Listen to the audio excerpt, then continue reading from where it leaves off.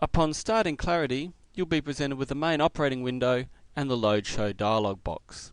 To start a new show, simply close this box.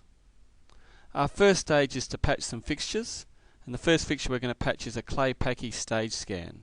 So we scroll down through the list until we find Clay Packy, click to open the list of fixtures, find the stage scan unit, and select one of the modes available, in this case the lamp control mode. Simply click and drag this to drag it across onto the patch window, select the DMX starting address and release. Select the number of fixtures you wish to operate and press the patch button. Next up, I'm going to select some Martin Mac 300 units running in mode 4. So I select Martin, Mac 300 and mode 4. This time I'm going to double click to bring up the same dialog box and use my computer keyboard to enter the information. The final stage is to now connect this DMX Universe A to some DMX hardware, either one of the LSC, QX or VX nodes or wings, or via ArtNet. In this case, Universe 1 on subnet 0. I have now finished patching. Having successfully patched my fixtures, I can now switch to the Programmer window to control them. Clarity creates automatic groups of the patch fixture types. To control all my stage scans, I simply click on this group, and then I can either control them directly on the attribute widgets located at the top of the screen, or more intuitively in the universal control panel at the bottom of the screen.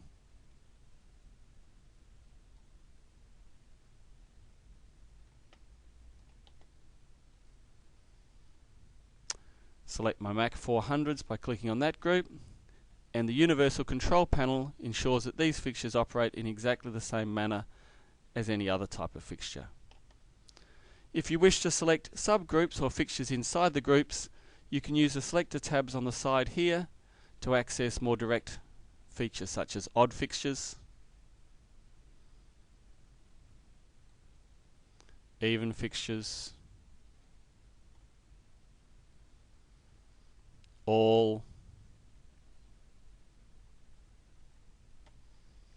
as well as individual fixtures by simply clicking and dragging to select a range of fixtures, or holding down the control key to select fixtures in a non-logical order. To record this look on stage for later playback, press the record button, and by accepting all the default values, we will record the first cue in a new cue list. To clear the editor, press the clear button, and we're now ready to commence our next cue.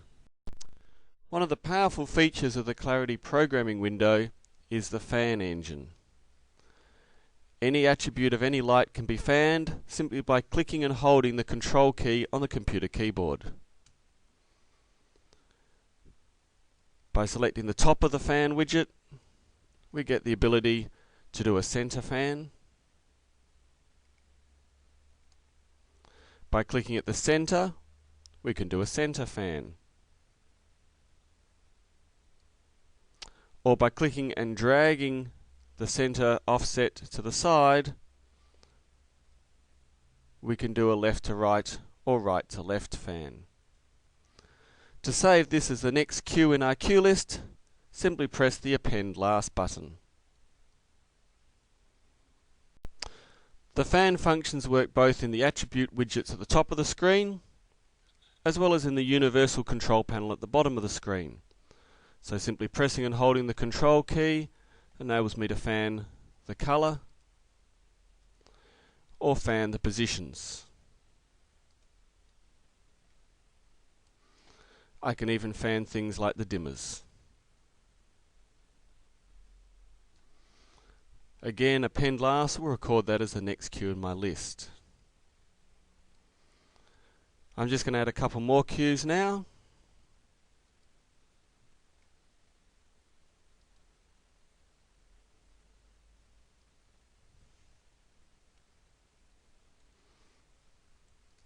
If at any time I wish to undo or redo moves, this is available via the undo and the redo command.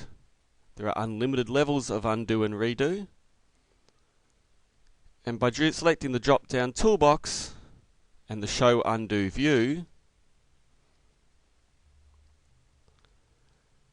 I can have a complete list that allows me to jump backwards and forwards to any particular period of time during my programming session.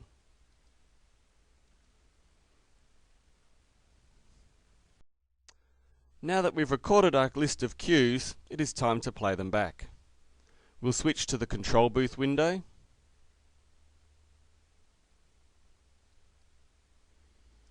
Select the cue list and hit the Go button. And our first cue fades to the stage. Each subsequent press of the Go button triggers the following cue.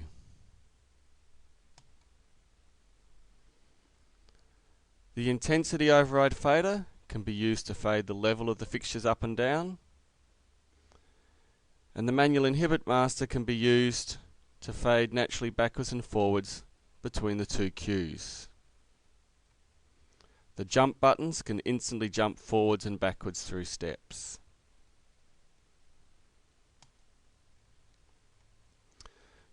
Full details on what is contained in each cue can be discovered by simply clicking on any step in the cue, and the information is displayed in the right-hand window. Selecting a cue here and hitting the jump button jumps directly to that cue in the show. Hitting the Go button fades out into my last blackout cue. The control booth window also allows us to make temporary or permanent changes to the operational mode of the cue list. In this case, I'm going to change the cue list from a cue list to a chase by simply selecting the chase direction and clicking on the Go button.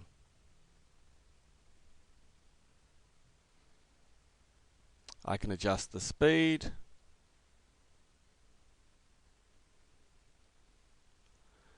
and the crossfade ability, whether it snaps or crossfades between steps.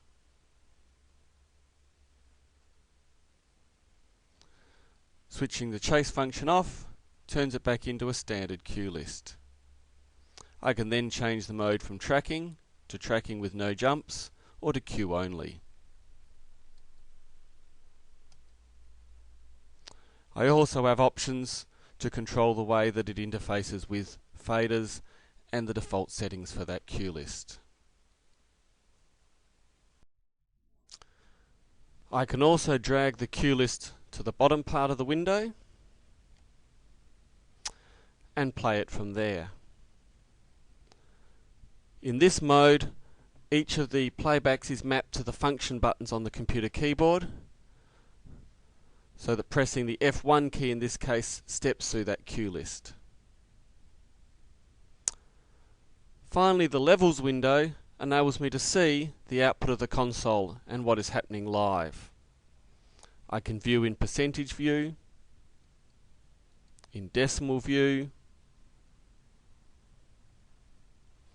as well as see the output as values or as the source of where it's been driven from. By clicking the New button, I can open up a new view window so that I can see the views in multiple formats.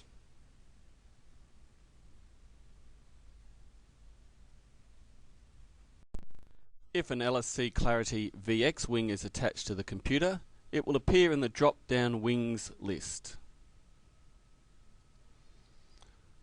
Once selected, a virtual copy of the wing appears on the desktop.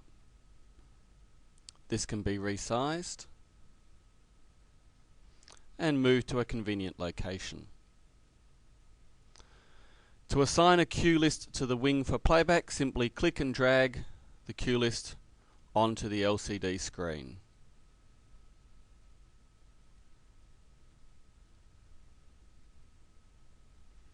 To play the cue list, press the play button on the virtual wing or on the real wing hardware. The wings interact with the standard cue list playback in the Clarity software, so you have multiple points of control. Once assigned, All the details of the wing and assigned playbacks are saved with the standard show file.